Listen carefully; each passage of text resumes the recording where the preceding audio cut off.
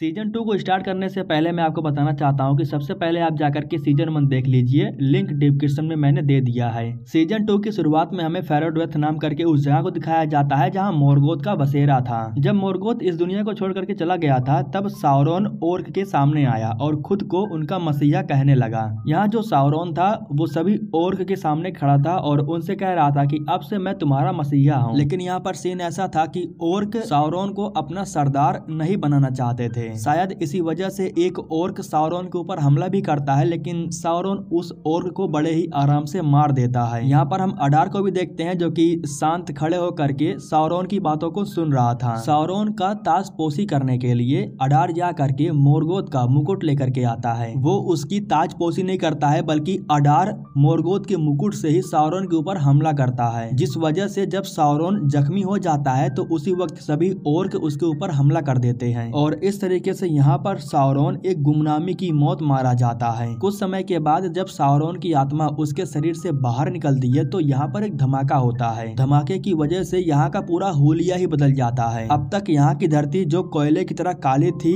वो पूरी जगह बर्फ में तब्दील हो जाती है। धमाके के बाद सभी ओर्क नीचे गिर करके बेहोश हो चुके थे। अडार की जब आँख खुली तब वो देखता है कि साउरोन की बॉडी कहीं गायब हो चुकी है, जिसकी वजह से अब सभी लोगों को ये लगा कि साउरोन खत्म हो चुका है। यहाँ पर सभी ओर्क अडार को अपना सरदार बनाते हैं और उसकी जय जयकार करते हैं। इस बीच हमें साउरोन के शरीर से बहते हुए काले खून को दिखाया जाता है जो यहीं की पहाड़ियों में कहीं गुमनाम हो जाती है। काफी साल बीत जाते हैं और एक दिन हमें दिखाया जाता है कि अब उसका खून एक नया रूप ले चुका है। पहाड़ी के अंदर जो कुछ भी छोटे मोटे जीव जंतु थे उन्हीं को मार करके उसने खुद को जीवित रखा। अभी तक साउरोन को किसी इंसान की बॉडी नहीं मिली थी, इसी वजह से अभी तक वो असली रूप में नहीं आ पाया और सिर्फ उसका खून ही जीवित है। अब इसी रास्ते से एक इंसान जा रहा था और इस तरीके से साउरोन उस इंसान से मिलता है। साउरोन उसे जान से मार देता है और उसका रूप धारण कर लेता है, जो कि हेलब्रांड का ही एक रूप था जिसे आपने सीजन 1 में देखा ही होगा। तो ये छोटा सा सीन दिखा करके हमें ये बताया जा रहा था कि साउरोन के मृत्यु के बाद उसने खुद को इस तरीके से फिर से जीवित कर लिया। भटकते हुए जब वो दक्षिण की ओर जा रहा था तब उसकी मुलाकात कुछ इंसानों से होती है। यहाँ पर जो बूढ़ा इंसान था जो कि साउरोन से बात कर रहा था उसके पास महाराजाओं का कुल चिन्ह भी था। अब यहाँ पर जो बूढ़ा आदमी था वो साउरोन से कहता है कि उस तरफ मत जाओ, वहाँ पर ढेर सारे ओर्क हैं जो तुम्हें मार देंगे। तुम्हें अगर चलना है तो हमारे साथ चलो, हम समुद्र के उस पार जा रहे हैं, वहाँ पर ढेर सारे इंसान है और उनका बसेरा भी है। हम सब वहाँ पर मिल करके एक नई शुरुआत कर सकते हैं। तो इस तरीके से दोस्तों साउरोन समुद्र के नाव में आकर के पहुंचा था। रात के समय में जब सभी लोग सो रहे थे तभी अचानक से समुद्र का दानव इनके नाव पर हमला करता है। वो बूढ़ा आदमी फंसा हुआ था लेकिन साउरोन उसकी हेल्प नहीं करता है, बल्कि वो बूढ़े आदमी के पास से कुल चिन्ह को ले लेता है और पानी में छलांग लगा देता है। नाव में जितने भी लोग थे सब के सब मारे जा चुके थे, सिर्फ साउरोन ही बचा हुआ था। हालांकि वो जल दानव साउरोन को मारने के लिए आ तो रहा था लेकिन साउरोन उसके दिशा को ही बदल देता है। वो दानव को पल भर में अपने वश में कर लेता है और इस तरीके से साउरोन नाव के छोटे से पतवार पर आ जाता है। नाव पर कुछ और भी लोग थे और तभी यहीं पर हेल्प मांगते हुए गैलेड्रियल आती है। ये सीन दिखा करके हमें ये बताया जा रहा था कि गैलेड्रियल की मुलाकात साउरोन से इस तरीके से हुई थी।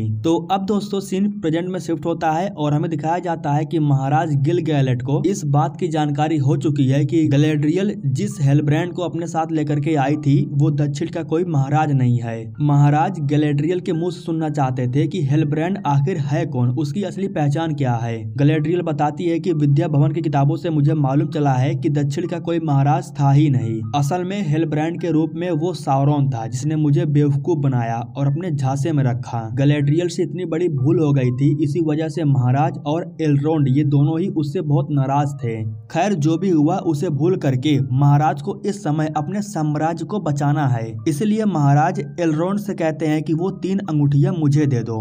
लेकिन एलरोंड का यह कहना था कि इन 3 अंगूठियों को साउरोन ने भी अपने हाथों से छुआ है और ऐसा भी हो सकता है कि उसने इन अंगूठियों में काला जादू कर दिया हो और अगर ऐसा हुआ तो हमारे साम्राज्य को ठीक करने के बजाय वो बर्बाद कर देगी। जिस पर महाराज कहते हैं कि हमारे आगे कुआं है और पीछे खाई, मतलब कि साम्राज्य आबाद हो या बर्बाद हो हमें एक बार कोशिश तो करनी ही होगी। हमारा साम्राज्य वैसे भी बर्बाद हो रहा है, श्वेत वृक्ष सड़ रहा है, हो सकता है कि इन अंगूठियों से वो फिर से ठीक हो जाए। लेकिन अभी भी एलरोंड को डर था और इसी डर की वजह से वो साम्राज्य को अंगूठी नहीं देता है बल्कि वो छलांग लगा करके यहाँ से भाग जाता है। अगले सीन में हमें लिंडन को दिखाया जाता है जहाँ पर एल्रोंड भाग करके आया था। दरअसल वो लिंडन में इसलिए आया था क्योंकि वो एल्फ के उस्ताद किरदान से बात करना चाहता था। अब जैसे कि वो उस्ताद हैं, इसलिए महाराज गिलगैलेट भी कोई भी काम करने से पहले वो उनसे आज्ञा लेते हैं। एक प्रकार से उस्ताद की वैल्यू काफी ज्यादा है। इधर महाराज गिलगैलेट क्लेबिम्बोर के पास संदेशा भिजवा करके उन्हें आगाह कर रहे थे। दरअसल वो क्लेबिम्बोर को ये बता रहे थे कि जो हेलब्रांड है वही साउरोन है, ताकि बाई चांस अगर हेलब्रांड यानी कि साउरोन किसी मकसद से उनके पास जाए भी तो वो सतर्क हो जाएं। उसी समय गैलेड्रियल महाराज से कहती है कि एल्रोंड उन अंगूठियों को लेकर के ऐसे इंसान के पास गया होगा जिनके अंदर सोचने और समझने की क्षमता ज्यादा है, जिनसे आप खुद कोई काम शुरू करने से पहले आज्ञा लेते होंगे। तो इस तरीके से महाराज को मालूम चलता है कि एल्रोंड अंगूठियों को लेकर के उस्ताद के पास ही गया होगा। इधर जो एल्रोंड था वो तीनों अंगूठियों को उस्ताद के सामने रखता है और उनसे कहता है इन अंगूठियों को बनाने से पहले साउरोन ने इसे अपने हाथों से छुआ है। ये अंगूठियां हमारे साम्राज्य की रोशनी को वापस तो लौटा सकती हैं, लेकिन बाद में इन्हें अंगूठियों से हमारे ऊपर गलत प्रभाव भी पड़ेगा। साउरोन खुद चाहता था कि ये अंगूठियां बने,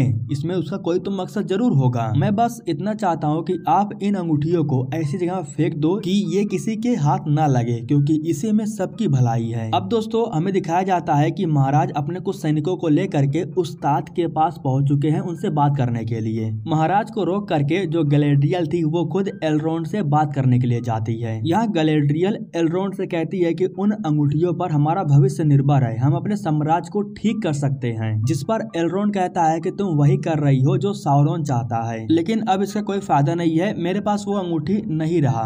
दरअसल उस्ताद उन अंगूठियों को लेकर के समुद्र के बीचों बीच चले जाते हैं और जब वो इन अंगूठियों को समुद्र में फेंकने वाले थे तो उसी वक्त समुद्र की लहरें फिर से उन अंगूठियों को नाव में खींच लाती हैं, जिसका साफ मतलब था कि समुद्र भी नहीं चाहता है कि इन अंगूठियों को फेंका जाए। अंगूठी न मिलने की वजह से श्वेत वृक्ष के पत्ते झड़ रहे थे और वृक्ष सड़ रहा था। महाराज अपने सभी लोगों से कहते हैं कि अब हमारा वक्त आ चुका है, हमें अपने साम्राज्य को छोड़ करके यहाँ से जाना होगा। हमने यहाँ पर जितना भी वक्त गुजारा वो काफी बेमिसाल था। लेकिन उसी समय यहाँ पर उस्ताद किरदान आ जाते हैं और सबसे अच्छी बात ये थी कि वो अपने साथ उन 3 अंगूठियों को लेकर के आए थे। उसी वक्त अचानक से एक अंगूठी नीचे गिरती है और वो खुद गैलेड्रियल के सामने चली जाती है। अंगूठी को उठाने के बाद गैलेड्रियल और महाराज गिलगैलेट दोनों ही इस अंगूठी को पहन लेते हैं। जैसे ही ये लोग अंगूठियों को पहनते हैं तो उसी वक्त इनका साम्राज्य चमकने लगता है, इनकी रोशनी वापस लौट आती है, श्वेत वृक्ष के पत्ते वापस आने लगते हैं, जो पेड़ सड़ रहा था वो फिर से ठीक होकर के चमकने लगता है। अब इस तरीके से अंगूठी की वजह से इनका जो साम्राज्य था वो बिल्कुल ठीक हो जाता है। अब ये सब कुछ एक जीता जागता सबूत था कि ये अंगूठी इन्हें नुकसान नहीं पहुंचाएंगी, बल्कि इन अंगूठियों की मदद से ये लोग अपने भविष्य को सुधार सकते हैं। सीन शिफ्ट होता है और हमें इस तार को दिखाया जाता है जो नोरी के साथ में रोन की तरफ जा रहा था अपनी पहचान ढूंढने के लिए। इस दौरान हमें कुछ सैनिकों को दिखाया जाता है जिन्होंने मुकुट पहन रखा है और ये लोग चुपके से उन लोगों के ऊपर नजर रख रहे थे। इससे हम ये अंदाजा लगा सकते हैं कि अभी भी इस तार को ढूंढने के लिए कुछ लोग हैं जो उसके पीछे पड़े हुए हैं। लगातार सफर करने की वजह से इनका खाना खत्म हो चुका था, इसलिए नोरी इस तार से पेड़ को तोड़ करके उसमें से खाना निकालने के लिए कहती है। अब नोरी के कहने पर वो कोशिश तो करता है, लेकिन एक जोरदार धमाका होता है और इस तार काफी दूर जाकर के गिरता है। लेकिन इससे इनका काम हो जाता है क्योंकि पेड़ में से ढेर सारे कीड़े निकलते हैं जिनको भूज करके ये लोग रात में खाते हैं। अगले दिन सुबह में सफर शुरू करने से पहले ये लोग किसी मुसाफिर को देखते हैं जो इनकी तरफ ही आ रहा था। ये लोग उस मुसाफिर को पकड़ने के लिए जाल बिछा रखे थे। मुसाफिर को पकड़ने के बाद इन्हें मालूम चलता है कि वो तो नोरी की दोस्त पोपी है, जो कि नोरी के बिना रह नहीं पा रही थी, इसलिए वो काफी समय से अपने दोस्त का पीछा कर रही थी। यहाँ जो पोपी थी वो सैडेक की किताब में से कुछ पन्ने को अपने साथ लेकर के आई थी। दरअसल इन पन्नों में रास्तों के बारे में बताया गया था। तारों का पीछा करते हुए रात के समय में फाइनली ये लोग रून की सल्तनत पर जाकर के पहुंच जाते हैं। इस तार सामने आसमान में देखता है तो उसे वो तारे दिखाई देते हैं जिसके नीचे उसे जाना था। अब यहाँ पर दोस्तों सीन शिफ्ट होता है और हमें मोडोर को दिखाया जाता है। ज्वालामुखी के फटने के बाद अब अडार और उसके ओर्क यहाँ के सभी लोगों को बंदी बना लेते हैं। और यहाँ पर हम हेलब्रांड यानी कि साउरॉन को देखते हैं। अडार को नहीं पता है कि हेलब्रांड ही साउरॉन है। इस वक्त सभी लोगों को यही लगता है कि हेलब्रांड दक्षिण भूमि का राजा है। ओर्क उसे पकड़ करके अडार के पास लेकर के आते हैं। दरअसल बात ऐसी है कि साउरॉन अडार से समझौता करना चाहता है। अब जैसे कि अडार को ये लगता है कि हेलब्रांड दक्षिण भूमि का राजा है, इसलिए वो उसके प्रस्ताव को सुनने के लिए तैयार हो जाता है। साउरॉन कहता है कि गैलेड्रियल अभी भी जिंदा है और वो अकेले ही तुम्हारे सभी लोगों को खत्म कर सकती है, क्योंकि गैलेड्रियल के पास एक जादूगर है और वो जादूगर उसके लिए एक हथियार बना करके तैयार किया है। उस हथियार की मदद से तुम और तुम्हारे लोग एक झटके में मारे जाएंगे। उस हथियार के बारे में मैं तुम्हें बता सकता हूँ और वो हथियार मैं तुम्हें ला करके दे भी सकता हूँ। गैलेड्रियल का भरोसा मैंने जीत लिया है। शर्त बस इतनी है कि तुम्हें मेरे सभी प्रजा को आजाद करना होगा। अडार कहता है कि तुम्हें उस हथियार के बारे में मुझे बताना होगा। इतना कहते ही उसका एक आदमी साउरॉन के ऊपर हमला करता है और उसे पीटता है। अडार के लोग साउरॉन को कुछ दिनों तक बंदी बना करके रखते हैं। हालांकि उसे काफी टॉर्चर भी किया जाता है, लेकिन फिर भी साउरॉन अपना मुंह नहीं खोलता है। एक दिन अडार खुद आकर के उससे बात करता है और कहता है कि अगर तुम चाहते हो तो मैं तुम्हारी प्रजा को आजाद कर दूंगा, क्योंकि मैं भी अपने लोगों को बचाना चाहता हूँ, इसलिए मुझे तुम वो हथियार ला करके दोगे। लेकिन इससे पहले उसे कबूल करना होगा कि वो अडार को अपना सरदार मानता है और उसे ये बात अडार के पैरों में झुक करके कबूल करनी होगी। इसके बाद साउरॉन उठता है और अपने सर को अडार के चरणों में रख देता है। वो कबूल करता है कि जब तक मेरी सांस चलती रहेगी तब तक मैं अडार का गुलाम रहूंगा। जब अडार उसे यहाँ से रिहा करता है तब साउरॉन अपने मकसद को पूरा करने के लिए यहाँ से निकल पड़ता है। इन सब के पीछे साउरॉन का एक मकसद है। वो जानबूझ करके खुद को अडार के हवाले किया था, लेकिन अभी तक उसने अडार को अंगूठियों के बारे में बताया नहीं है। अब यहाँ पर सीन शिफ्ट होता है और हमें महान शिल्पकार क्लेबिम्बोर के साम्राज्य एरिग्योन को दिखाया जाता है। तीनों अंगूठियों को बना करके क्लेबिम्बोर बड़ा खुश था। इस वक्त वो महाराज गिलगैलेट के द्वारा भेजे गए संदेश का इंतजार कर रहा था, लेकिन संदेश पहुंचने से पहले साउरॉन एरिग्योन पहुंच जाता है, क्योंकि वो क्लेबिम्बोर से बात करना चाहता था। लेकिन क्लेबिम्बोर जब उसे देखता है तब वो उससे मिलने से मना कर देता है। अब जैसे कि क्लेबिम्बोर साउरॉन से मिलने से मना कर चुके थे, लेकिन साउरॉन कहता है कि मैं बिना मिले यहाँ से नहीं जाने वाला हूँ। साउरॉन बाहर धरना दे करके बैठ गया था। क्लेबिम्बोर कहते हैं कि बैठे रहने दो, जब वो परेशान हो जाएगा तो खुद चला जाएगा। जब तक महाराज गिलगैलेट का संदेशा मेरे पास नहीं आता है तब तक मैं उससे नहीं मिलूंगा। और महाराज का संदेशा कभी नहीं आने वाला है, क्योंकि हमें पता है कि जो टुकड़ी संदेशा लेकर के आ रही थी उन्हें किसी ने जान से मार दिया है। ये किसी और का नहीं बल्कि साउरॉन ने ही इन लोगों को मारा है। रात हो चुकी थी और क्लेबिम्बोर देखता है कि अभी भी साउरॉन वहीं पर खड़ा है। तेज बारिश हो रही थी, फिर भी वो बाहर ही खड़ा था। ये चीज देख करके क्लेबिम्बोर उससे बात करने के लिए उसके पास आ ही जाता है। यहाँ साउरॉन उससे कहता है कि मुझे गैलेड्रियल ने भेजा है। तुमने जो 3 अंगूठियां बनाई थी वो बहुत कारगर साबित हुई। उन अंगूठियों की मदद से पूरा साम्राज्य बिल्कुल ठीक हो गया, वहाँ की रोशनी वापस लौट आई। अंगूठियों के बारे में यह सब सुन करके क्लेबिम्बोर बहुत खुश हो जाता है। साउरॉन कहता है कि महाराज ने तुम्हारे पास संदेशा नहीं भेजा, ये कैसे हो सकता है। दरअसल ये सब बातें करके वो महाराज के खिलाफ क्लेबिम्बोर को भड़का रहा था। क्लेबिम्बोर उसे लेकर के अंदर आता है, क्योंकि साउरॉन कुछ और बातें क्लेबिम्बोर को बताना चाहता था। साउरॉन कहता है कि तुमने जो अंगूठियां बनाई है वो बहुत ताकतवर है और उन अंगूठियों में असीम शक्तियां हैं। सोचो अगर ये शक्तियां अलग अलग साम्राज्य के राजाओं को मिल जाए तो वो अपना भविष्य सुधार सकते हैं। एक ऐसा सुनहरा भविष्य होगा जहाँ कोई समस्या नहीं होगी। मैं बस इतना चाहता हूँ कि तुम इसी तरीके से और भी अंगूठियां बना करके अपने कला को साबित करो। जब तुम अपनी कला को दिखाओगे तभी तो तुम्हें लोग पहचानेंगे। एक बार सोच के देखो, जो शक्ति तुम लोगों को देने वाले हो उससे लोगों का कितना भला होगा। एक प्रकार से वो इंसानों के लिए अंगूठियां बनाने का रिक्वेस्ट कर रहा था, लेकिन क्लेबिम्बोर कहता है कि महाराज की आज्ञा के बिना मैं और अंगूठी नहीं बनाने वाला हूँ। और वैसे भी तुम हो कौन, तुम्हारे कहने पर मैं और अंगूठियां क्यों बनाऊं।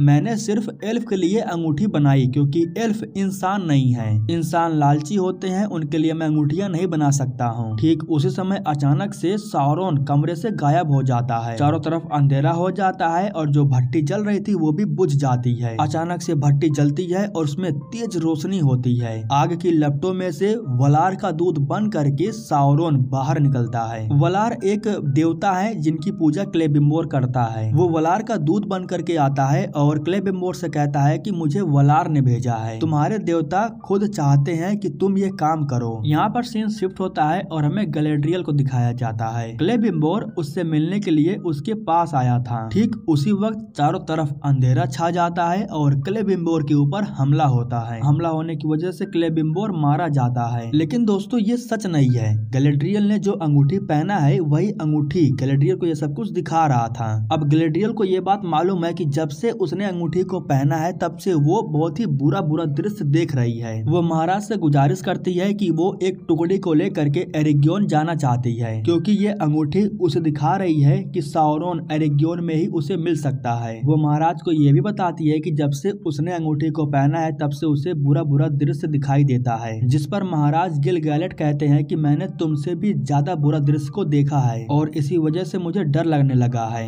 अब जैसे कि दोस्तों ज्वालामुखी फटा तो उसकी जो कंपन थी ना वो आसपास के साम्राज्य को भी हिला देती है। धीरे धीरे अंदर ही अंदर हो करके उसकी कंपन खाजा डोम तक पहुंचती है। यहाँ हम डोरेन को देखते हैं जो कि डीसा के साथ में बाजार घूम रहा था। अब जैसे कि बोनो के सरदार यानी कि डोरेन की पिता ने डोरेन को बेदखल कर दिया है, इसी वजह से वो इस समय अपने पिता से बातचीत नहीं कर रहा है। उसी वक्त अचानक से इनका पूरा साम्राज्य हिलने लगता है, बड़े बड़े पत्थर नीचे गिरने लगते हैं। ऐसा लग रहा था कि जैसे कि अब बोनो का वक्त खत्म होने वाला है। अब आखिर ये कंपन किस वजह से हुआ, ये बात महाराज अपने निर्माण कारक से पूछते हैं। निर्माण कारक जिसका नाम है नारवी, वो महाराज को बताता है कि आज से कुछ दिन पहले दक्षिण की ओर एक ज्वालामुखी फटा है और उसकी कंपन ने हमारे पूरे साम्राज्य को हिला दिया है। इस वजह से हमारे साम्राज्य में सूरज की रोशनी आना बंद हो चुकी है और इसलिए हम अनाज नहीं उगा पा रहे हैं। डीसा महाराज के सामने आती है और वो कहती है कि हम पर्वतों से प्रार्थना करेंगे, वो सब कुछ ठीक कर देंगे। महाराज कहते हैं कि ठीक है, अगर तुम प्रार्थना करना चाहती हो तो करके देख लो। अगर तुम्हारे प्रार्थना करने से पर्वत और पहाड़ हमारी बात सुन लेते हैं तब तो बहुत ही अच्छी बात है। पहाड़ों को मनाने के लिए डीसा अपने दोस्तों के साथ प्रार्थना तो करती है, लेकिन प्रॉब्लम ठीक होने के बजाय और बिगड़ जाती है। थोड़ी बहुत सूरज की रोशनी जो अंदर आ भी रही थी, पत्थर गिरने की वजह से वो भी बंद हो जाता है। महाराज कहते हैं कि अब हम बोनो का अंत आ चुका है। अगर सूरज की रोशनी अंदर नहीं आई तो हम अनाज कैसे उगाएंगे। अब इस दौरान हमें डोरेन को दिखाया जाता है, उसके पास क्लेबिम्बोर ने संदेशा भेजा था। दरअसल क्लेबिम्बोर ने डोरेन को एरिग्योन में इनवाइट किया था। अब दोस्तों यहाँ पर सीन शिफ्ट होता है और हमें क्रासगार नाम करके एक जगह को दिखाया जाता है। यहाँ पर एक महिला थी जो अपने ढेर सारे तितलियों को उड़ाने के बाद अपने हाथों को काटती है। हाथ काटने की वजह से उसका जो खून था वो नीचे जमीन पर गिरने लगता है। इसके बाद महाराज सामने जा करके कुछ मंत्र पढ़ते हैं, जिसकी वजह से यहाँ पर वो महिला प्रकट होती है जो इस्तार का पीछा कर रही थी। दरअसल ये वही व्हाइट कपड़े वाली महिला है जो अपने महाराज के कहने पर इस्तार का पीछा कर रही थी। वो अपने महाराज को बताती है कि इस्तार बहुत ताकतवर है,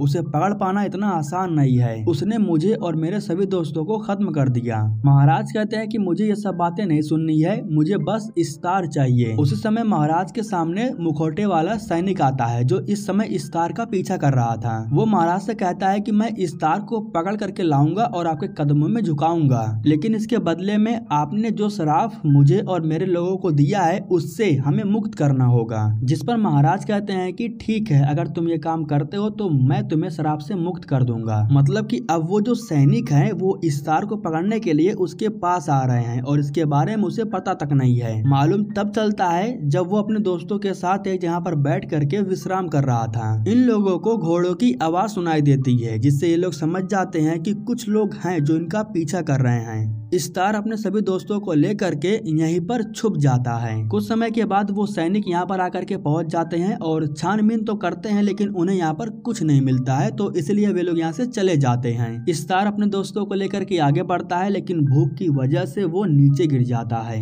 ज्यादा तेज धूप होने की वजह से उसे प्यास भी लगी हुई थी। पॉपी को दूर एक कुआं दिखाई देता है, जिसके बाद ये लोग स्टार को घसीटते हुए उस कुएं के पास लेकर के जाते हैं। पॉपी फौरन जा करके कुएं में से पानी निकाल करके लाती है और स्टार को पिलाती है। लेकिन दोस्तों, कुएं के ऊपर एक घंटा लगा हुआ था। रस्सी सही से न लगने की वजह से बार बार वो घंटा बजने लगता है। ये लोग घंटे पे ध्यान नहीं देते हैं, ये लोग तो सिर्फ पानी पीते हैं। घंटे की आवाज सुनने की वजह से जो सैनिक थे वो पल भर में यहाँ आकर के पहुंच जाते हैं। अब सैनिक स्टार की तरफ बढ़ रहे थे। वे लोग स्टार के पास पहुंचते उससे पहले ही वो एक छड़ी उठाता है और उसे जमीन पर पीटता है। वो छड़ी को जैसे जमीन पर पीटता है तो उसी समय हवा चलने लगती है और यहाँ पर एक बड़ा सा तूफान बन जाता है। अब स्टार तूफान तो बना देता है, लेकिन इसे कंट्रोल कैसे करना है ये उसे नहीं आता था। इस तूफान में सैनिकों के साथ साथ नोरी और पॉपी भी काफी दूर जाकर के गिरते हैं। नोरी और पॉपी को जब होश आता है तब इन्हें वो आदमी नहीं दिखाई देता है जो इनके साथ में था। ये लोग उठते हैं और स्टार को ढूंढना शुरू कर देते हैं और अनजाने में इनकी मुलाकात एक अलग इंसान से होती है। वैसे ये जो इंसान था ये भी हाफ फुट की तरह दिख रहा था, इसलिए नोरी उससे पूछती है कि क्या तुम भी एक हाफ फुट हो, जिस पर वो कहता है कि नहीं, मैं हाफ फुट नहीं हूँ, मैं एक स्टूवर्ड हूँ। जैसे हाफ फुट छुप करके रहते हैं, बिल्कुल वैसे ही हम भी अपनी असलियत छुपा करके रखते हैं। वो इंसान इन दोनों को लेकर के एक गुफा के अंदर जाता है। इसके बाद इन्हें यहाँ पर मालूम चलता है कि स्टूवर्ड की पूरी प्रजाति यहाँ बसी हुई है और छुप करके रह रही है। अब इनके जो सरदार थे वो नोरी के सामने आती है और कहती है कि तुम्हें यहाँ से जाना होगा, हम हाफ फुट को अपने साथ नहीं रख सकते हैं। नोरी बताती है कि मेरे साथ एक इंसान था जो तूफान की वजह से खो चुका है और उसी को हम ढूंढ रहे हैं। हम उस इंसान को ढूंढने के बाद यहाँ से चले जाएंगे, लेकिन अभी हमें रहने के लिए जगह चाहिए। कुछ समय के लिए हम यहाँ पर रुकना चाहते हैं क्योंकि कुछ बुरे लोग हैं जो हमारे पीछे पड़े हुए हैं। अब यह सब कुछ सुन करके स्टूवर्ट की जो सरदार थी वो इन्हें यहाँ रहने के लिए आज्ञा दे देती हैं। सीन शिफ्ट होता है और हमें एलेंडियल को दिखाया जाता है जो कि न्यूमिनोर का सेनापति है। ज्वालामुखी के फटने के बाद बहुत से लोग थे जो कि मारे जा चुके थे, उसमें से एलेंडियल का बेटा एसिल भी था। लेकिन यहाँ दिक्कत की बात यह थी कि एसिल का जो घोड़ा था वो किसी की बात नहीं मान रहा था। इसी वजह से सेनापति अपने बेटे के घोड़े को आजाद छोड़ देते हैं। अब वो घोड़ा घूमते हुए दक्षिण भूमि की तरफ जाता है जहाँ पर कुछ ओर्क भी थे। ये सभी ओर्क मिल करके घोड़े को मारना चाहते थे, लेकिन एसिल का घोड़ा भी कुछ कम नहीं था। वो इन लोगों को काफी अच्छा मजा चखाता है और जंगल की तरफ भाग जाता है। ओर्क इस जंगल को शैतान का जंगल मानते हैं। उनका मानना है कि जो इस जंगल में जाता है वो वापस लौट करके नहीं आता है। लेकिन दोस्तों, यहाँ पर हमें मालूम चलता है कि जो घोड़ा था वो अपने मालिक को ढूंढते हुए यहाँ आकर के पहुंचा है। यहाँ हमें मालूम चलता है कि एसिल अभी भी जिंदा है, लेकिन वो एक गुफा के अंदर कैद है। यहाँ पर वो ढेर सारे मकड़ियों के अंडों को देखता है और मकड़ियों के जालों से ही वो फंसा हुआ था। एसिल के सामने एक ओर्क था, वो भी मकड़ी के जालों से कैद था। अचानक वो भी मकड़ी के जालों से आजाद हो जाता है और वो एसिल के ऊपर हमला करता है। इन दोनों के बीच में जब लड़ाई हो रही थी तभी अचानक से एक बड़ी सी मकड़ी आती है जो कि ओर्क के ऊपर हमला कर देती है और इस तरीके से जो एसिल था वो अपने घोड़े की मदद से वहां से बाहर निकल आता है। लेकिन जैसे कि अभी भी एलेंडियल को यही लग रहा है कि वो अपने बेटे को खो चुका है। खैर दोस्तों, अब गुफा से बाहर निकलने के बाद जो एसिल था वो अपने साम्राज्य की तरफ लौटने लगता है, लेकिन जंगल में उसे एक टुकड़ी दिखाई देती है जिनके ऊपर हमला हुआ था और वे लोग मारे भी जा चुके थे। यह देख करके एसिल अपने घोड़े से नीचे उतर जाता है और जगह का मुआयना लेने लगता है। तभी यहाँ पर कोई तो था जो कि छुपा हुआ था और वो एसिल के ऊपर हमला कर देती है। वो एक लड़की थी जिसका नाम था स्प्रिट। वो एसिल को जानबूझ करके घायल नहीं करना चाहती थी, उसे लगा कि ये कोई ओर्क है, यही सोच करके उसने हमला किया था। लेकिन अब जब उसे मालूम चला कि ये तो एक इंसान है तो उसे बहुत पछतावा हो रहा था। यहाँ स्प्रिट एसिल को बताती है कि वो अपने दोस्तों के साथ जंगल में जा रही थी, साथ में उसका मंगेतर भी था, लेकिन तभी ओर्क ने उसके ऊपर हमला कर दिया। वो अपने लोगों से बिछड़ गई और उसके पास सिर्फ ये मैप बचा है। अब इस मैप की वजह से ये लोग पेलार ग्रिम नाम कर की एक जगह पर पहुंच जाते हैं। दरअसल ये भी एक न्यूमिनोर का छोटा सा हिस्सा था। अब जब वो जंगल से होकर के जा रहा था तभी अचानक से वो रास्ते में एक बूढ़े आदमी को देखता है जो कि घायल अवस्था में था। आदमी को घायल देख करके एसिल उसे कुछ खाने के लिए देने वाला था, लेकिन उसी वक्त अचानक अचानक से ढेर सारे लोग निकल करके उसके ऊपर हमला कर देते हैं। इस तरीके से स्प्रिट और एसिल ये दोनों पकड़े जाते हैं, लेकिन ये लोग इन्हें जान से मारते उससे पहले ही इनके ऊपर तीर की बारिश होने लगती है। दरअसल ये तो एरेंडियक था जो यहाँ पर आता है और इन लोगों से फाइट करके इन्हें बहुत ही बुरे तरीके से मारता है और सबको मारने के बाद वो एसिल को बचा लेता है। वैसे जब एल्फ और ओर्क के बीच में लड़ाई हो रही थी तब एरेंडियक एसिल से मिला भी था, इसी वजह से वो एसिल को पहचानता भी है। यहाँ हमें मालूम चलता है कि ब्रोनवेन की मौत हो चुकी है और एरेंडियक उसका अंतिम संस्कार कर रहा था। जैसे कि आपने देखा होगा कि सीजन 1 में कि जब ओर्क ने ब्रोनवेन के ऊपर तीर से हमला किया था तब वो घायल हो गई थी। हालांकि तीर को निकालने के बाद उसके खून को बंद तो कर दिया गया था, लेकिन वो तीर ओर्क का था इसलिए वो बच नहीं पाई। उनका तीर जहरीला होता है, अंदर ही अंदर वो ब्रोनवेन को खा गया। एसिल इनके साथ पेलारग्रिम में आ जाता है जहाँ जो सीयू था वो उसके जख्मों पर मलहम पट्टी भी करता है। जंगल में जब एसिल के ऊपर हमला हुआ था तो वे लोग एसिल के घोड़े को अपने साथ उठा ले गए और अब वो जंगल में जा करके अपने घोड़े को फिर से ढूंढना चाहता है। सीयू कहता है कि आज रात को हथियार के साथ मुझे यहीं पर मिलना, हम साथ में तुम्हारे घोड़े को ढूंढने के लिए चलेंगे। अब दोस्तों रात के समय में हमें स्प्रिट को दिखाया जाता है जो कि एक चाकू को गर्म कर रही थी। दरअसल वो चाकू को इसलिए गर्म कर रही थी क्योंकि वो अडार के दिए हुए निशान को जला करके उसे खत्म करना चाहती थी। अब इससे हम अंदाजा लगा सकते हैं कि वो अडार के कैद में थी, लेकिन फिलहाल वो वहाँ से भाग चुकी है। अब रात के समय में जो एसिल था वो अपने घोड़े को ढूंढते हुए जंगल के अंदर जाता है। यहाँ पर हम उन लोगों को भी देखते हैं जिन्होंने एसिल के घोड़े को चुराया था। इन्हें लगा कि घोड़ों के पास कोई है, ये लोग चेक करने के लिए जा रहे थे, लेकिन तभी यहीं पर सीयू आ जाता है। सीयू इनका ध्यान भटकाने के लिए यहाँ पर आया था। अब जब सीयू इनका ध्यान भटका रहा था तो इस दौरान जो एसिल था वो अपने घोड़े को लेकर के यहाँ से निकल जाता है। इधर ये लोग जब सीयू को परेशान कर रहे थे तो उसी वक्त इनके ऊपर हमला होता है। हमले के दौरान हमें मालूम चलता है कि कोई तो था जो इन लोगों को बहुत ही बुरी तरीके से कुत्ते की मौत मार रहा था। वो जो भी था वो आकर के सीयू को भी पकड़ लेता है और उसे लेकर के अपने साथ चला जाता है। खैर दोस्तों यहाँ पर सीन शिफ्ट होता है और हमें दिखाया जाता है कि नूमेनोर के जो महाराज थे वो मर चुके हैं। अब महाराज की मौत हो जाने के बाद राज्य की जो प्रजा थी वो उनका अंतिम संस्कार करने के लिए एक जगह पर इकट्ठा होती है। यहाँ हम महारानी मीरियल को भी देखते हैं जो कि अंधी हो चुकी हैं। वो जब यहाँ पर अपने पिता यानी कि महाराज का अंतिम संस्कार करने के लिए आती हैं तो यहाँ पर राज्य की एक महिला थी जो कि बहुत गुस्सा थी, वो महारानी मीरियल को थप्पड़ मार देती है। लेकिन महारानी शांत होकर के उस महिला से पूछती है कि तुमने युद्ध में किसे खोया। वो महिला बताती है कि मेरा बेटा था। यह सुनने के बाद मीरियल उसे गले से लगा लेती है। वैसे दोस्तों राज्य के बहुत से लोग थे जो कि मीरियल से नाराज थे, क्योंकि अगर वो एल्फ के साथ मिल करके युद्ध लड़ने के लिए नहीं जाती तो नूमेनोर के बहुत से लोग अभी बचे होते। मीरियल के भाई फेराजोन वो मीरियल के पास जाते हैं और मीरियल से पूछते हैं कि उनके लिए किस रंग का पोशाक बनाया जाए। दरअसल इन्हीं पोशाक को पहनने के बाद कल एक बार फिर से महारानी को महारानी का दर्जा दिया जाने वाला है। वे श्वेत रंग को पसंद करती हैं क्योंकि श्वेत रंग अमन और शांति का प्रतीक है। भाई के चले जाने के बाद मीरियल उस कमरे में जाती है जहां पर उसने भविष्य दिखाने वाले गोले को रखा था, लेकिन कमरे में आने के बाद उसे मालूम चलता है कि वो यहाँ से गायब हो चुका है। अब राज्य का ही कोई सदस्य होगा जो उस गोले को चुरा लिया है। अब अगले दिन सुबह में महारानी मीरियल दरबार में आती है क्योंकि यहाँ पर अब एक बार फिर से सभी लोग उसे महारानी का ओहदा देने वाले थे। लेकिन उसी समय कुछ लोग थे जो महारानी के बारे में भला बुरा बोलने लगते हैं। उसी समय महारानी एआरियन को देखती हैं और हमें मालूम चलता है कि उसके ही हाथ में वो भविष्य देखने वाला गोला है। अब जैसे कि ये भविष्य दिखाने वाला जो गोला है वो एल्फ का था।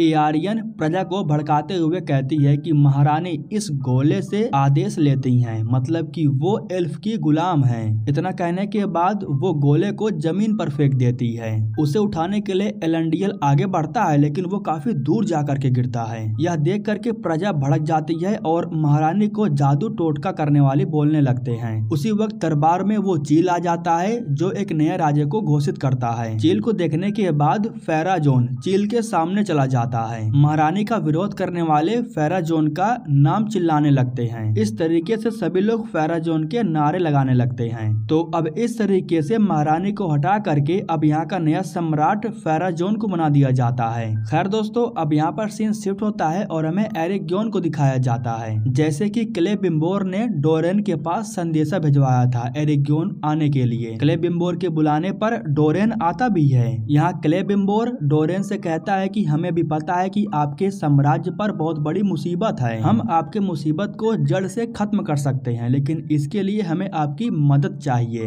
हम जिस अंगूठी को बनाने वाले हैं उसे पहनने के बाद आपकी सारी समस्याएं सोल्व हो जाएगी, लेकिन अंगूठी को बनाने के लिए हमें मिथ्रेल की जरूरत है, इसलिए हम आपसे बात कर रहे हैं, हमें मिथ्रेल चाहिए। जिस पर डोरेन कहता है कि हम महाराज से पूछताछ करने के बाद ही आपको आज्ञा दे सकते हैं। अब इसमें थोड़ा वक्त लगने वाला था, तो इसीलिए क्लेबिम्बोर साउरोन से कहता है कि बोनो को थोड़ा वक्त दो, जिस पर साउरोन कहता है कि वक्त ही तो हमारे पास नहीं है। दरअसल अब वो क्लेबिम्बोर को भड़काने के लिए एक और कहानी बनाता है। वो क्लेबिम्बोर को बताता है कि महाराज गिल-गैलेट नहीं चाहते हैं कि ये अंगूठी बोने पहने, क्योंकि उन्हें लगता है कि बोने इस अंगूठी के काबिल नहीं है। अगर महाराज को मालूम चल गया कि तुम अंगूठी बना रहे हो तो वो बंद करवा देंगे। यह सुनकर के क्लेबिम्बोर कहता है कि ये मेरा साम्राज्य है और मैं यहाँ पर जो चाहे वो बना सकता हूँ। अच्छे काम करने के लिए मुझे किसी से आज्ञा लेने की कोई जरूरत नहीं है। क्लेबिम्बोर को नहीं पता था कि साउरोन उसे अपनी बातों में फंसा रहा है। वो बातें बनाए जा रहा था और क्लेबिम्बोर उसकी बातों में फंसते जा रहा था। क्लेबिम्बोर कहता है कि मैं महाराज के पास एक संदेशा भेज रहा हूँ, जिसमें मैं उन्हें बताऊंगा कि यहाँ पर सब कुछ ठीक है और हमने भट्टी को भी बंद कर दिया है।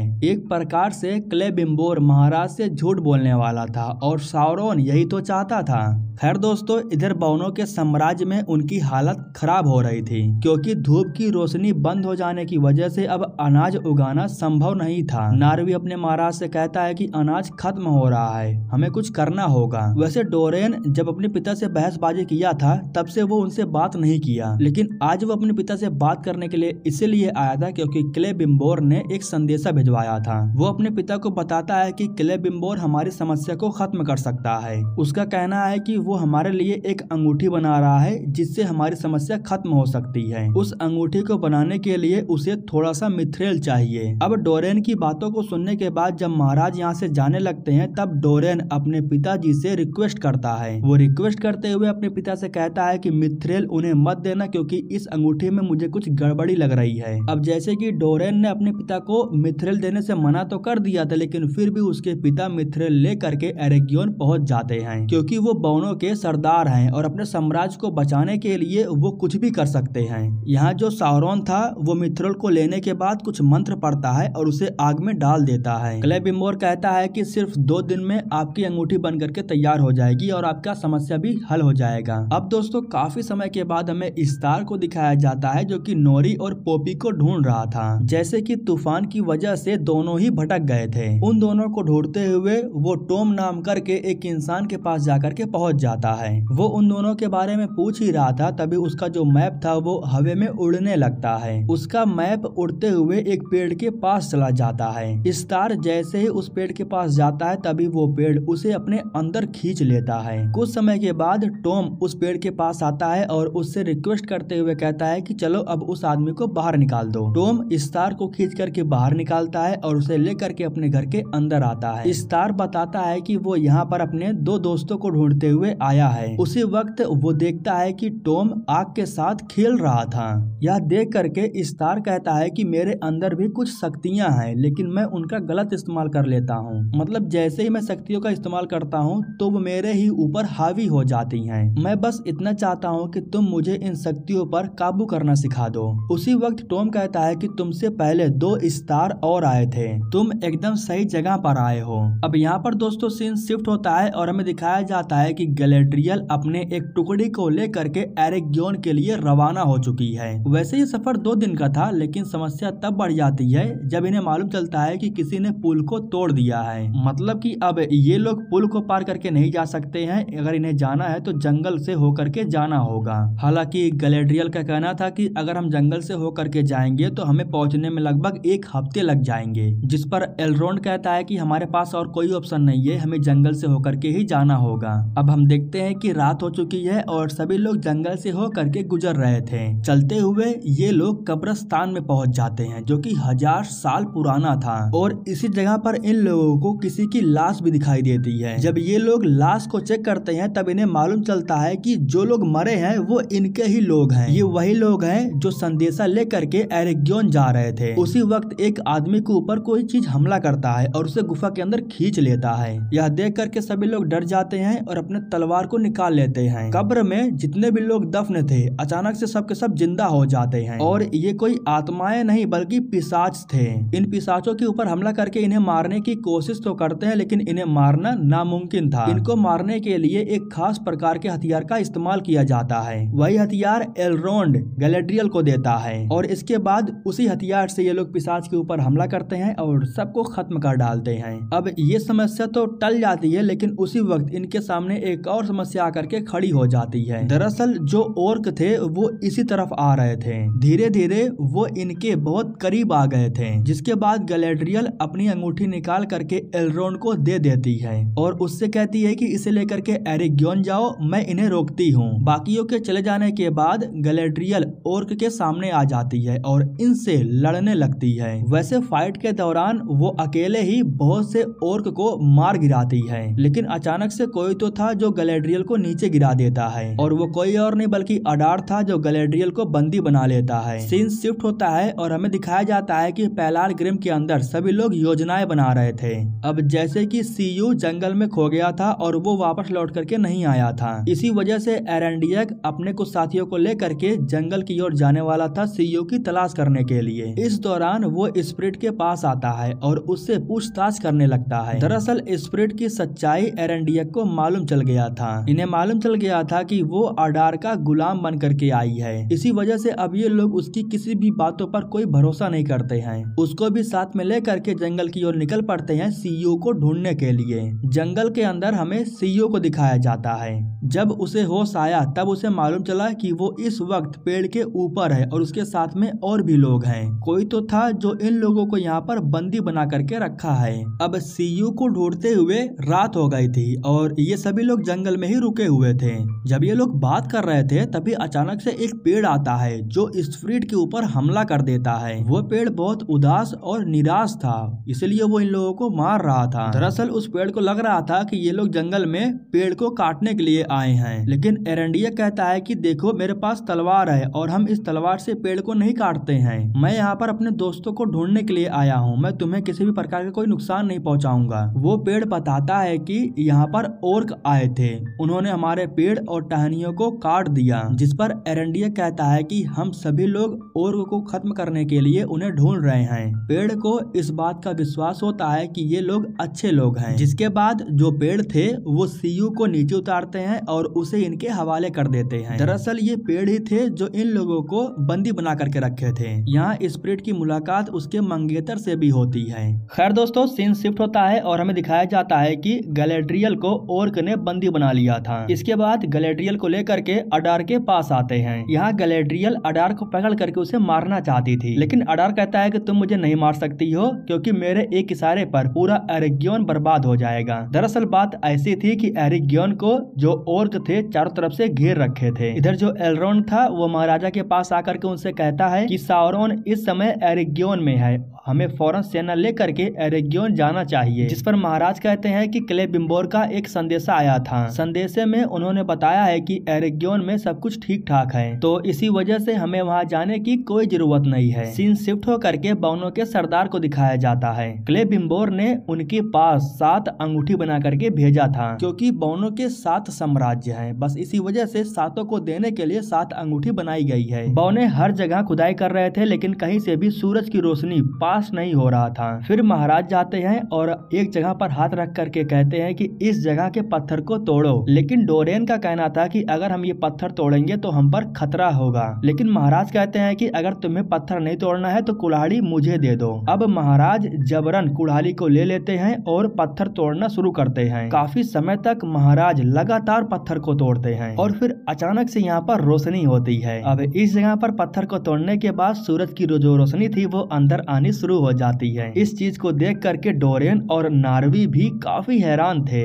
अब महाराज जहाँ हाथ रखते थे उनके लोग वहीं पर पत्थर को तोड़ना शुरू कर देते थे। इस तरीके से इनके साम्राज्य में वापस से रोशनी आ जाती है। मतलब कि एक प्रकार से कहें कि अंगूठी की वजह से इनकी जो समस्या थी वो सोल्व हो गई है। नार्वी अपने महाराज का संदेशा लेकर के क्लेबिम्बोर के पास जाता है और उन्हें बताता है कि महाराज आपसे बहुत खुश हैं क्योंकि हमारी जो समस्या थी उसका हल हो चुका है। इसके बदले में महाराज क्लेबिम्बोर को थोड़ा बहुत उपहार भी देते हैं। यहाँ पर हम देखते हैं कि सभी सभी लोग बहुत खुश थे, लेकिन अभी भी साउरन खुश नहीं था, वो नाराज था। क्लेबिम्बोर उसके पास आता है और उससे पूछता है कि अब क्या हो गया, जिस पर साउरन कहता है कि तुमने बौनों के खातिर अंगूठी तो बना दी और उनके साम्राज्य को बचा भी लिया।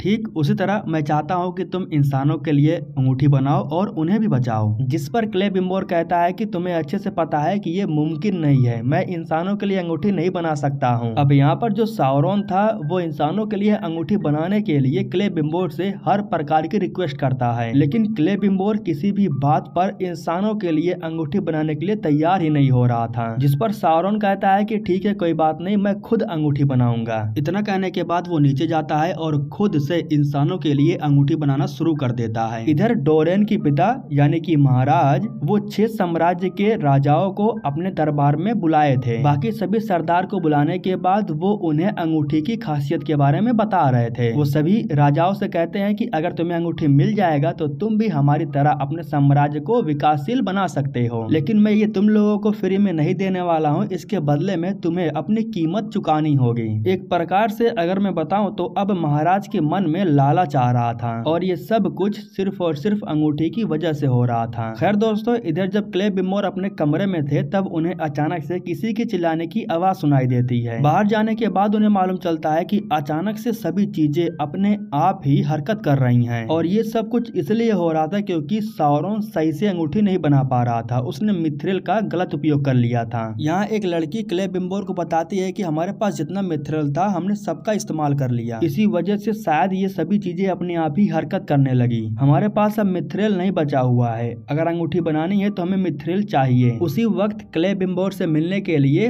डोरेन आ जाता है। वो क्लेबिम्बोर को बताता है कि जब से महाराज ने अंगूठी को पहना है तब से वो बहुत अजीब हरकतें कर रहे हैं, उनके मन में लालच आ चुका है, वो उन खदानों में खुदाई करवाना चाहते हैं जहाँ हमने कभी खुदाई किया ही नहीं। ये सब कुछ तुम्हारी अंगूठी में समस्या है या फिर जो इसे बना रहा था उसमें समस्या है। वो तुम्हारा जो वलार का दूत है, आखिर तुम उसे कब से जानते हो। अब यहाँ पर दोस्तों सीन शिफ्ट होता है और हमें न्यूमिनोर के अंदर फेराजोन को दिखाया जाता है। यहाँ वो अपने बेटे मैथिली से कहता है कि अब मैं इस साम्राज्य का राजा हूँ, तो इसी वजह से अब यहाँ का हर एक नियम महारानी के खिलाफ में होना चाहिए। जो भी महारानी का साथ दे रहा है उसके पास जो भी अधिकार है उसे छीन लिया जाए। इसी बीच हमें महारानी मीरियल को दिखाया जाता है जो कि एरंडियल से कहती है कि तुम्हें फेराजोन के सामने घुटने टेक देना चाहिए, अब से वो तुम्हारा सरदार है और तुम्हें उसे स्वीकार करना ही होगा। जिस पर एरंडियल कहता है कि मेरी सरदार सिर्फ आप हो, वो तो धोखे से महाराज बना है। उसी वक्त मीरियल कहती है कि उस गोले को छूने के बाद तुमने क्या देखा।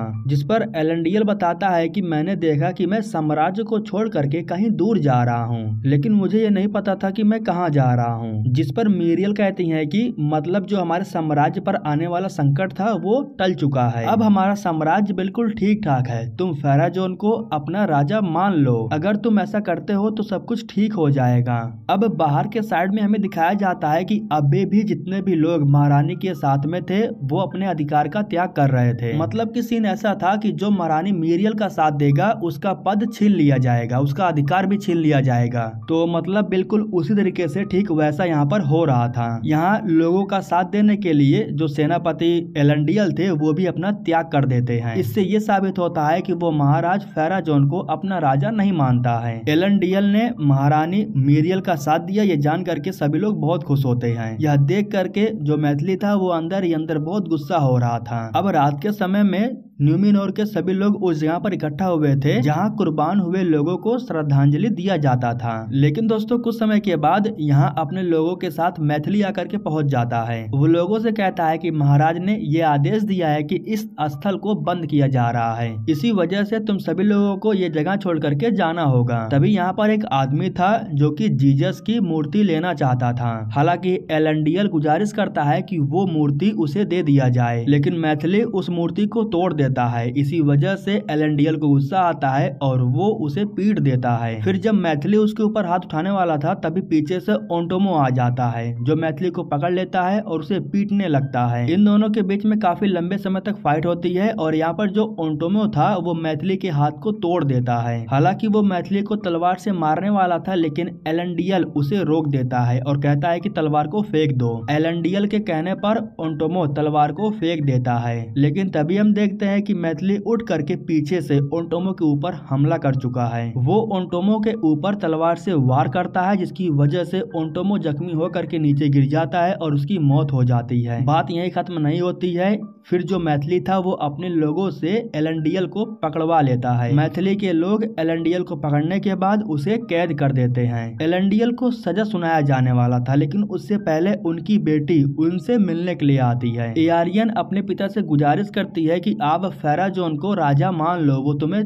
बख्श देंगे। मैं अपने भाई एसिल को खो चुकी हूँ, मैं आपको नहीं खोना चाहती हूँ। एलेंडियल कहता है कि फेराजोन एक धोखेबाज है, उसने महारानी को धोखा दिया। मेरे लिए सिर्फ महारानी मीरियल ही मेरी महारानी है। हालांकि उसी वक्त मीरियल भी आती है और वो एलेंडियल से गुजारिश करती है कि वो फेराजोन को अपना राजा मान ले। अगर वो फेराजोन को राजा मान लेता है तो उसे माफ कर दिया जाएगा, लेकिन एलेंडियल कहता है कि आप ही मेरी महारानी हो, उसने आपको धोखा दे करके आपकी जगह लिया। अगर आपका साथ छोड़ करके मैंने उसका साथ दिया तो मैं भी धोखेबाज कहलाऊंगा। इससे अच्छा तो मैं खुशी खुशी कुर्बान होने के लिए तैयार हूँ। अब दोस्तों, अगले दिन एलेंडियल को सजा देने के लिए सभी लोग समुद्र के किनारे इकट्ठा होते हैं। अब इनके में ऐसा नियम था कि ये लोग देशद्रोहियों या मुजरिमों को समुद्र के हवाले कर देते थे। समुद्र में एक दानव था और वही इन्हें सजा सुनाता था, लेकिन यहाँ एलेंडियल को समुद्र में ले जाते उससे पहले ही मीरियल यहाँ पर आ जाती है और ये कबूल कर लेती है कि एलेंडियल ने कुछ नहीं किया, बल्कि मैंने सब कुछ उससे करवाया, मेरे कहने पर ही उसने सब कुछ किया। तो अब इस तरीके से कबूल होने के बाद जो सजा मिलने वाली है वो एलेंडियल को न मिल करके महारानी मीरियल को मिल जाती है। अब समुद्र में जाने के बाद समुद्र का जो दानव था वो महारानी मीरियल को अंदर खींच लेता है। हालांकि मैं उसे एक दानव कह रहा हूँ, लेकिन इनके नजर में वो एक कुल देवता है और जब वो कुल देवता महारानी मीरियल की आंखों में देखता है तब उसे अच्छाई नजर आती है। लोगों को लग रहा था कि महारानी मीरियल को सजा मिल गई, लेकिन अगले ही पल समुद्र की लहर उन्हें बाहर फेंकती है, जिसका साफ मतलब था कि इनके जो कुल देवता हैं उन्होंने महारानी मीरियल को माफ कर दिया। सीन शिफ्ट होता है और जंगल के अंदर हमें एरेंडियक को दिखाया जाता है जो कि ओर्क का पीछा कर रहा था। एक ओर्क एरेंडियक को देख लेता है और इसी वजह से इनमें फाइट शुरू हो जाती है। ओर्क को खत्म करने के बाद एरेंडियक को उसके पास एक मैप मिलता है। अब इस मैप की वजह से एरेंडियक को यह मालूम चल जाता है कि इस वक्त ओर्क ने अपना बसेरा कहां पर बसा करके रखा है। उस मैप में उस जगह का जिक्र किया गया था जहां इस समय अडार ने गैलेड्रियल को बंदी बना करके रखा है। यहाँ जो अडार था वो गैलेड्रियल से कहता है कि हम दोनों साथ मिल करके साउरोन को हरा सकते हैं। साउरोन जितना बड़ा दुश्मन तुम्हारा है उससे कहीं ज्यादा वो हमारा दुश्मन है। मुझे खबर मिली है कि हेलब्रांड ही साउरोन है और वो इस समय एरेगियन में अंगूठी बना रहा है। अंगूठियों का इस्तेमाल करके वो तुम्हें और हमें खत्म करना चाहता है। इस वक्त मेरे पास वो हथियार है जिससे मैंने साउरोन को पहले भी मारा है। इतना कहने के बाद अडार जा करके मोरगोथ का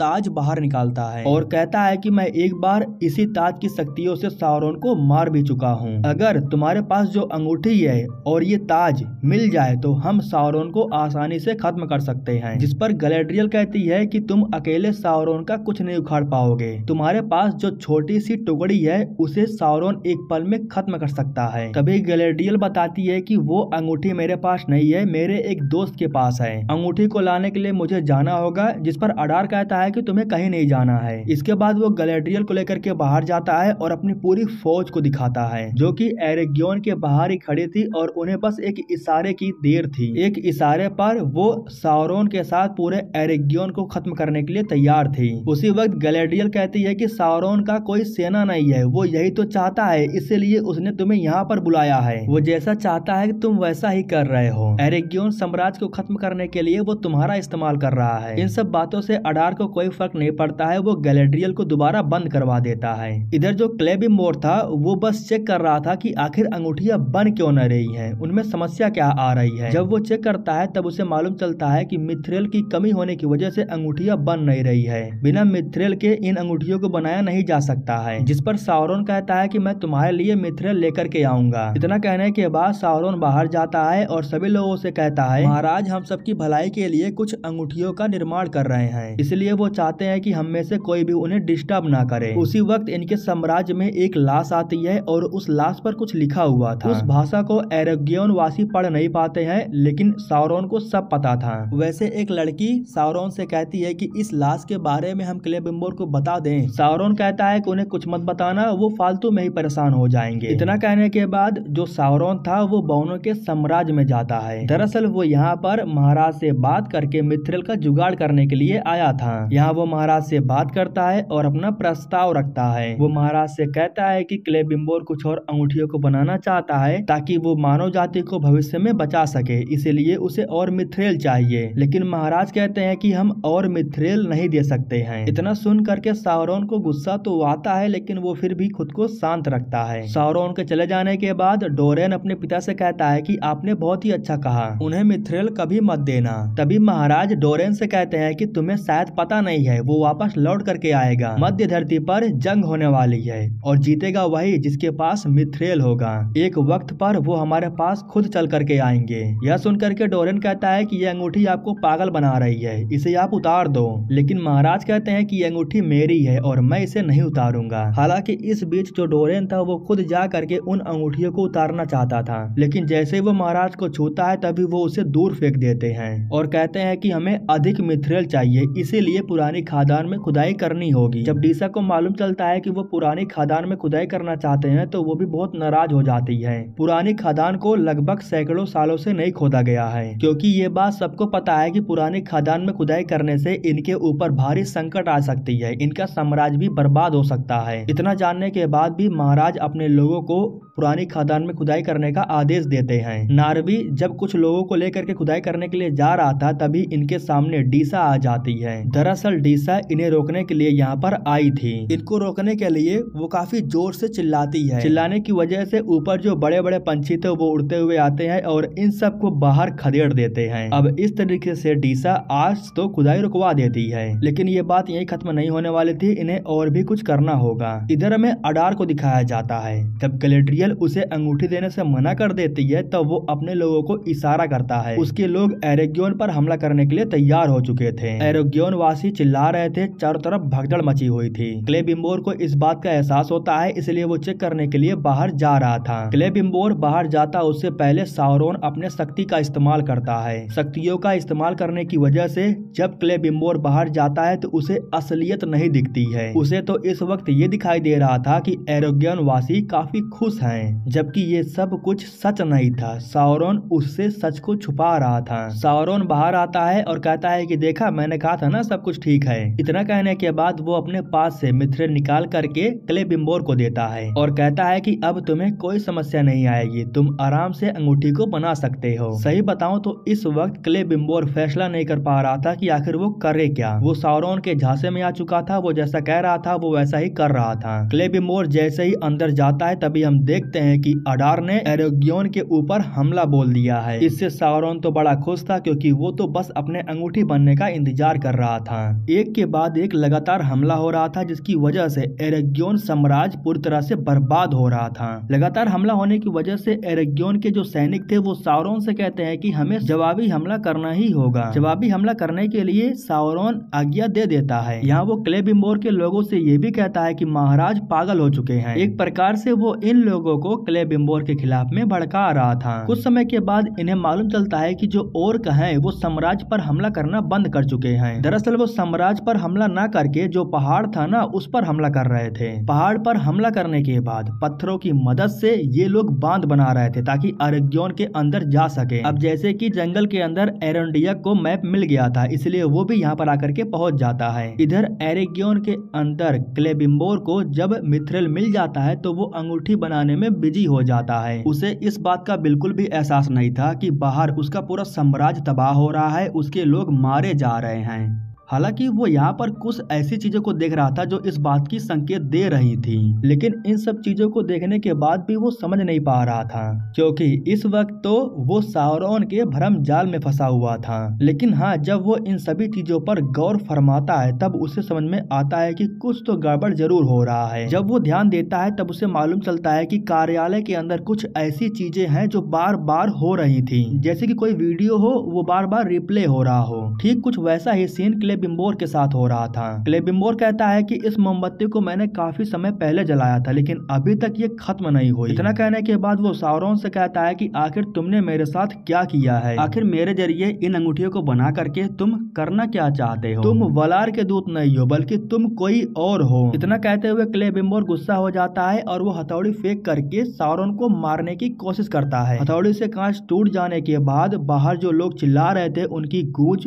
क्लेबिम्बोर सुनता है। इसके बाद जब वो बाहर जाकर के देखता है तब उसे असलियत का पता चलता है। वो देखता है कि कार्यालय के साथ उसका पूरा एरेगियन साम्राज्य बर्बाद हो रहा है। उसे एहसास हो जाता है कि वो काफी समय से साउरॉन के झांसे में फंसा हुआ था। जो मिथ्रेल साउरॉन ने उसे ला करके दिया था वो कोई मिथ्रेल नहीं था, बल्कि साउरॉन ने अपने हाथ को काट करके अपने शरीर से काला खून बाहर निकाला था। उसके ही खून का इस्तेमाल करके वो अंगूठी बना रहा था। क्लेबिम्बोर गेट खोल करके जैसे ही बाहर आता है तभी उसके ऊपर हमला होता है और वो काफी दूर जा करके गिरता है। क्लेबिम्बोर उठता है और भागते हुए अपने लोगों के पास जाता है। वो अपने लोगों से कहता है कि वो कोई दूत नहीं है, बल्कि वही साउरॉन है। उसने मुझे काफी समय से झांसे में रखा। अब ये बात वो काम करने वाली लड़की को तो बता रहा था, लेकिन उस लड़की को क्लेबिम्बोर पर विश्वास नहीं हो रहा था, क्योंकि साउरॉन ने पहले से ही इन लोगों को क्लेबिम्बोर के खिलाफ में भड़का रखा है। क्लेबिम्बोर अपने सैनिकों से कहता है कि देखो ये साउरॉन है, इसके हाथ से लाल खून की बजाय काला खून बह रहा है। लेकिन जब साउरॉन हाथ दिखाता है तो उसके शरीर से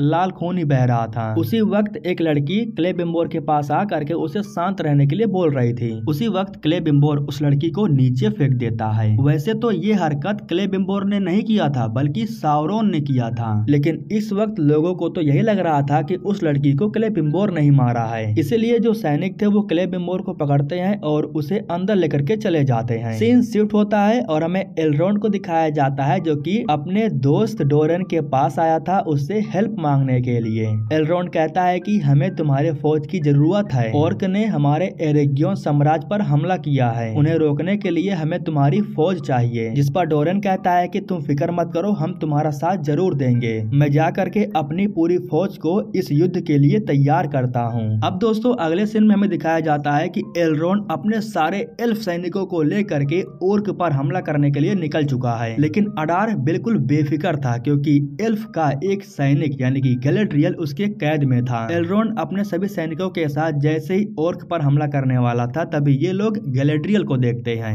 इसी वजह से गैलेड्रियल को देखने के बाद एलरोंड अपने सभी सैनिकों के साथ रुक जाता है। एलरोंड अडार से बात करने के लिए उसके साथ जाता है। अडार उससे कहता है कि तुम साउरॉन को खत्म करने के लिए आए हो, जो कि तुम्हारे साम्राज्य को बर्बाद कर रहा है। तुम्हारा और हमारा मकसद एक है, तुम साउरॉन को खत्म करना चाहते हो और मैं भी वही चाहता हूँ। मैं जानता हूँ कि वो अंगूठी तुम्हारे पास है, इसलिए मैं चाहता हूँ कि तुम वो अंगूठी मुझे दे दो ताकि मैं साउरॉन को आराम से खत्म कर सकूं। जिस पर एलरोंड कहता है कि मैं इतना भी बेवकूफ नहीं हूँ कि अंगूठी ले करके तुम्हारे पास आ जाऊं। तभी अडार कहता है कि तुम्हें फैसला करना होगा, तुम्हें अंगूठी चाहिए या फिर तुम्हें तुम्हारा दोस्त चाहिए। यह सुन करके एलरोंड कहता है कि मुझे तुम्हारा कटा सर चाहिए। यह सुनने के बाद अडार समझ जाता है कि वो अंगूठी नहीं देना चाहता है। जिसके बाद अडार कहता है कि तुम आखिरी बार अपने दोस्त से मिल सकते हो, क्योंकि अब इसके बाद तुम्हें उसका कटा सर मिलेगा। एलरोंड गैलेड्रियल के पास जाता है और उसे किस करता है, लेकिन इस बीच एलरोंड अपना काम कर चुका था। खैर अब इसके बाद एलरोंड अपने सैनिकों के साथ बाहर आ जाता है और ऑर्क से लड़ने लगता है। इधर जो ऑर्क थे वो एरेगियन साम्राज्य के अंदर जाने के लिए दीवार को लगातार तोड़ रहे थे। दोस्तों ये युद्ध लगातार कई घंटों तक चलते रहता है और धीरे धीरे रात हो जाती है। रात के समय में अडार अचानक से जब अंदर जाता है तब उसे मालूम चलता है कि गैलेड्रियल फरार हो चुकी है। वो फरार हुई तो सिर्फ एलरोंड की वजह से, क्योंकि उसने उसे एक के साथ क्लिप दे दिया था। इसी से वो हथकड़ी को खोल करके यहाँ से भाग पाई। लेकिन हम देखते हैं कि वो ज्यादा दूर तक भाग करके नहीं गई है। इस वक्त वो ऑर्क के बीच में ही थी और उनसे छुप रही थी। जब ऑर्क उसका पीछा कर रहे थे तभी अचानक से तीर से इन ऑर्क के ऊपर हमला होता है और तीर से हमला करने वाला कोई और नहीं बल्कि एरेंडियक था, जो कि यहाँ आकर के पहुंच चुका था। यहाँ गैलेड्रियल कहती है कि एरेगियन साम्राज्य के अंदर जाने के लिए मुझे एक सीक्रेट गुफा के बारे में पता है। उस गुफा से अंदर जा करके हमें एरेगियन वासियों को बचाना होगा और क्लेबिम्बोर को भी, क्योंकि उसके पास ही साउरॉन है। अब इधर जो क्लेबिम्बोर था वो लगभग 9 अंगूठियों को तैयार कर चुका था। इस बीच माहौल को थोड़ा चेक करने के लिए जो साउरॉन था वो बाहर चला जाता है। वो जैसे ही बाहर जाता है तो क्लेबिम्बोर सारे अंगूठियों को लेकर के आग में जला देता है। दरअसल वो अंगूठियों को पिघला करके उन्हें उन्हें तोड़ना चाहता था, लेकिन नहीं टूटती है क्योंकि वो बहुत कठोर थे। इसके बाद अब वो सभी अंगूठियों को एक पोटली में डालता है और उसे लेकर के बाहर जाने का फैसला करता है। लेकिन दिक्कत ये थी कि उसके हाथ में जो हथकड़ी लगी हुई थी वो बाहर नहीं निकल रहा था। उस हथकड़ी से अगर उसे आजाद होना है तो उसे अपने अंगूठे को काटना होगा। इसके लिए वो सोचता नहीं है बल्कि वो अपने अंगूठे को काट लेता है। इस तरीके से हथकड़ी से आजाद होने के बाद जब वो बाहर आता है तब उस पर हमला होता है और वो गलती से नीचे गिर जाता है। उसके पास उसके ही सैनिक आते हैं जो उसे लेकर के साम्राज्य के अंदर जा रहे थे। लेकिन ठीक उसी वक्त यहाँ गैलेड्रियल आकर के पहुंच जाती है, जिससे क्लेबिम्बोर कहता है कि मुझसे बहुत बड़ी गलती हो गई है। साउरॉन हर वक्त मेरे पास ही था और वो मेरे दिमाग से खेलता रहा। इंसानों के लिए उसने मुझसे 9 अंगूठियां बनवाई है जिसे लेकर के तुम्हें यहाँ से फौरन जाना होगा। अगर ये अंगूठियां उसे मिल गई तो वो सब कुछ बर्बाद कर देगा। तुम इन अंगूठियों को लेकर के यहाँ से जाओ, मैं उसे रोकने की कोशिश करता हूँ। मुझसे बहुत बड़ी गलती हो गई है और मैं इस गलती को सुधारना चाहता हूँ। अगर मैंने उसे नहीं रोका तो वो तुम्हारे पीछे आ जाएगा और तुमसे अंगूठी को छीन लेगा। गैलेड्रियल 9 अंगूठी को लेकर के अपने पास रख लेती है और इधर जो क्लेबिम्बोर था वो फिर से कार्यालय के अंदर आ जाता है। यहाँ क्लेबिम्बोर अपने सैनिकों से कहता है कि साउरॉन को बंदी बना लो। साउरॉन को बंदी बनाने के लिए सैनिक जैसे ही उसके करीब जाते हैं तभी साउरॉन इनके भी दिमाग के साथ खेलने लगता है। वो एक ही झटके में सभी सैनिकों को आपस में ही मरवा देता है। आखिरी वाला सैनिक जब साउरॉन के पास आता है तब साउरॉन उस सैनिक को बड़े ही आराम से खत्म कर देता है। दोस्तों यहाँ पर बाहर सीन शिफ्ट होता है जहाँ हम देखते हैं कि एल्फ के साथ में कुछ और साम्राज्य के लोग आए थे इस युद्ध को लड़ने के लिए। एलरोंड की सबसे खास दोस्त जो कि एक लड़की थी वो भी युद्ध करने के लिए आई थी, लेकिन वो भी तीर से खत्म हो जाती है। लेकिन वो बहुत से ऑर्क को मार करके जाती है, जिसको देख अडार बौखला जाता है और अपने लोगों से कहता है कि उसे छोड़ दो। मतलब कि अब अडार शायद कुछ बड़ा करने वाला था। जब अडार आदेश देता है ना तब अचानक से जंगल के अंदर से एक बड़ा सा दानव बाहर आता है जो सभी लोगों को मारने लगता है। यहाँ जो दानव था ना वो किसी को पहचान नहीं रहा था, वो ऑर्क और एल्फ दोनों को मार रहा था। अब अगर इस दानव को रोका नहीं गया तो बड़े ही आराम से वो एरेगियन के दीवार को तोड़ देगा। वो दीवार के पास आता है और बार बार दीवार को तोड़ने की कोशिश करता है। वो सिर्फ कोशिश ही नहीं कर रहा था, उसकी वजह से दीवार में दरार भी आ जाती है। अब उस दानव को रोकने के लिए महाराज गिलगैलेट,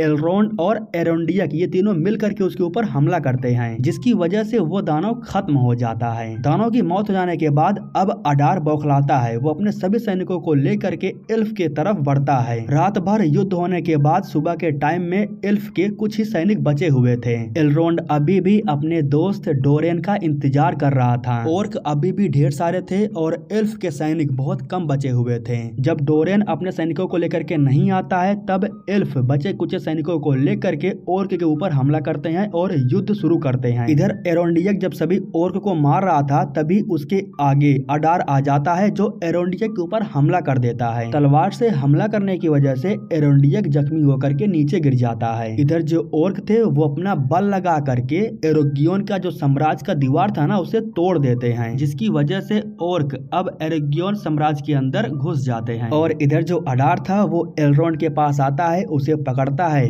और उसके ऊपर हमला करने के बाद बड़े ही आराम से गैलेड्रियल के अंगूठी को हासिल कर लेता है। अब दोस्तों यहाँ पर हमें एक झलक ये दिखाया जाता है कि आखिर डोरेन अपने सैनिकों को लेकर के युद्ध में आया क्यों नहीं। बात ऐसी थी कि अब जो डोरेन के पिता थे वो अंगूठी पहनने की वजह से बौखला गए थे। पुरानी खादान को खोदने के लिए उन्होंने अपने ही लोगों पर हमला कर दिया था और उन्हें जान से मार दिया था। डोरेन अपने पिता के पास आता है, वो उन पर हथियार उठा करके उन्हें रुकने के लिए कहता है। वो कहता है कि रुक जाइए, पुरानी खादान हमें बर्बाद कर सकती है। लेकिन फिर भी महाराज नहीं रुकते हैं, वो खादान को खोद करके सुरंग बना ही देते हैं। महाराज जब खादान के अंदर देखते हैं तब इन्हें ढेर सारा मिथ्रेल दिखाई देता है। इतने सारे मिथ्रेल को देख करके महाराज बहुत खुश हो जाते हैं, लेकिन शायद इन्हें नहीं पता था कि इनके ऊपर एक भारी संकट आने वाली है। इस खादान के अंदर एक खतरनाक अग्नि दानव था जो महाराज को खादान के अंदर खींचने लगता है। ये अग्नि दानव वर्षों से यहाँ पर पड़ा हुआ था और धीरे धीरे बड़ा हो रहा था।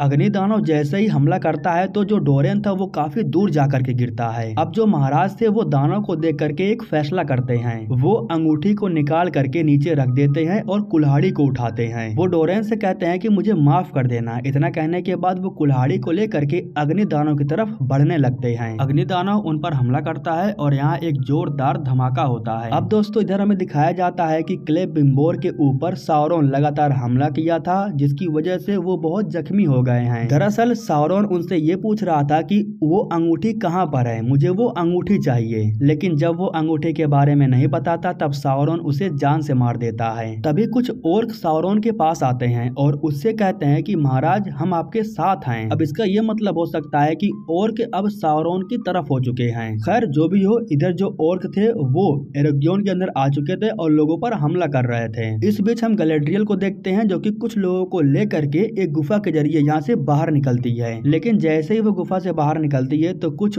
ओर्क इन्हें पकड़ लेते हैं। गैलेड्रियल कहती है कि इन्हें यहाँ से जाने दो, मैं तुम्हारे सरदार को ये अंगूठियां देने के लिए तैयार हूँ। अब इसके बाद ओर्क गैलेड्रियल को पकड़ करके उसे लेकर के अडार के पास आते हैं, जहाँ हम देखते हैं कि अडार ने उसके अंगूठी को पहन रखा है। अडार कहता है कि अगर तुमने मेरा साथ दिया होता तो हमारे इतने लोग मारे नहीं जाते, हम मिल करके साउरॉन को हरा सकते थे, लेकिन अब काफी देर हो चुकी है। इतना कहने के बाद वो अंगूठी निकाल करके गैलेड्रियल को दे देता है। ठीक उसी वक्त अडार देखता है कि उसका एक ओर्क जख्मी हालत में है, और जो ओर्क जख्मी हालत में है ना, वो वही ओर्क है जो अभी अभी साउरॉन से मिल करके आया है, जो कि साउरॉन से कह रहा था कि हम आपके साथ हैं। यहाँ वो अपने हथियार को निकालता है और अडार के ऊपर हमला कर देता है। इसके बाद जितने भी ओर्क थे वे सभी मिल करके अडार के ऊपर हमला करते हैं और उसे जान से मार देते हैं। उसी वक्त साउरॉन भी यहाँ पर आ जाता है, जो कि मोर्गोथ के ताज को ले लेता है। साउरॉन सामने खड़ा था, अडार नीचे पड़ा हुआ था। सभी ओर्क अडार के ऊपर लगातार हमला कर रहे थे। मर जाने के बावजूद भी ओर्क लगातार अडार के ऊपर हमला करते हैं और उसे जान से मार देते हैं। अब मौका देख करके गैलेड्रियल साउरॉन के ऊपर हमला करती है, लेकिन वो उसे रोक लेता है। दोस्तों यहाँ पर सीन शिफ्ट होता है और हमें दिखाया जाता है कि जो ओर्क है ना, उन्होंने महाराज गिलगैलेट एल्रोंड को कैदी बना लिया है। एरेगियन के अंदर घुस करके जितना भी मूर्तियां थी उन्हें तोड़ रहे थे, जो महत्वपूर्ण प्रमाण पत्र थे उन्हें जला रहे थे। बिल्कुल ऐसा लग रहा था कि जैसे कि अब एल्फ का अंत आ चुका है, एल्फ का खात्मा होने ही वाला था। लेकिन तभी कहीं से ओर्क के ऊपर लगातार हमला होना शुरू हो जाता है, और दरअसल ये हमला बोनो ने किया था। डोरेन नहीं आया था, बल्कि नार्वी कुछ सैनिक को लेकर के यहाँ पर आया था डोरेन के कहने पर। इधर गैलेड्रियल और साउरॉन के बीच में अभी भी तलवारबाजी हो रही थी। साउरॉन कहता है कि अगर तुम मेरा साथ देती तो मैं तुम्हें अपनी रानी बना करके रखता। इतना कहने के बाद वो मोर्गोथ के मुकुट से उसके ऊपर हमला कर देता है, जिससे वो काफी जख्मी हालत में हो जाती है। जब वो नीचे पड़ी हुई थी तब साउरॉन उसके पास से 9 अंगूठियां उठा लेता है। कुछ समय के बाद गैलेड्रियल खड़ी होती है और वो अपनी अंगूठी निकाल करके साउरॉन को देने लगती है। साउरॉन को ऐसा लग रहा था कि उसने गैलेड्रियल को अपने वश में कर लिया है, लेकिन ऐसा नहीं था।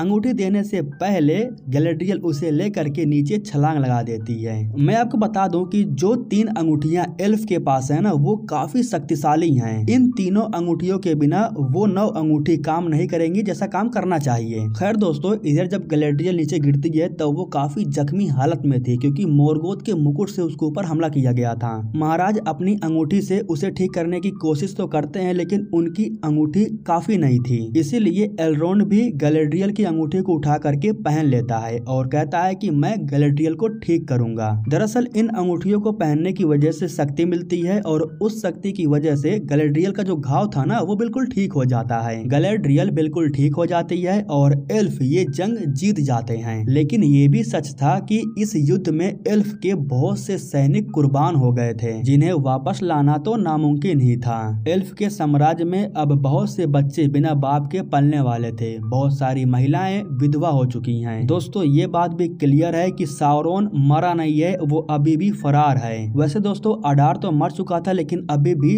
ढेर सारे ओर्क जीवित थे। तो फाइनली दोस्तों इसी के साथ ये पूरा सीजन यहीं पर खत्म हो जाता है। दोस्तों हमारे YouTube चैनल को सब्सक्राइब करने के लिए आप लोगों का दिल से शुक्रिया।